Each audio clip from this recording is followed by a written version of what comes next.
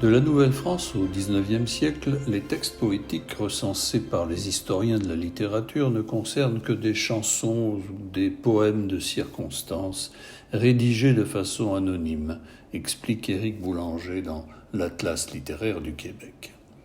Leurs auteurs sont nécessairement français ou créoles du Canada, comme on désignait alors les premières générations de colons installés dans la colonie avant la conquête anglaise et l'arrivée de l'imprimerie en 1764.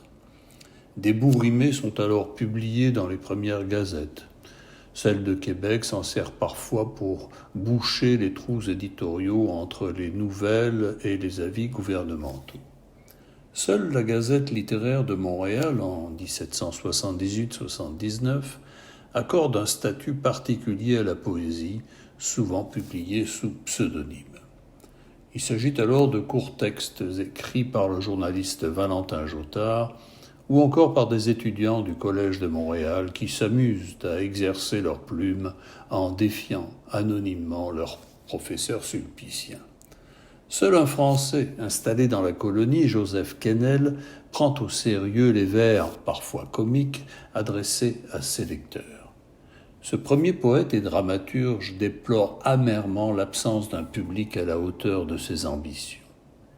La poésie canadienne ne trouvera vraiment son public qu'au cours du XIXe siècle, comme nous l'expliquera bientôt Pierre Neveu dans le cadre de ce voyage en littérature québécoise. Bonjour Pierre Neveu. Bonjour. Installez-vous. Pierre Neveu, vous êtes poète, essayiste et romancier, ainsi que professeur émérite à l'Université de Montréal. Vous avez publié avec Laurent Maillot l'anthologie « La poésie québécoise des origines à nos jours » et la biographie « Gaston Miron, la vie d'un homme » en 2011. Deux références incontournables sur la poésie québécoise.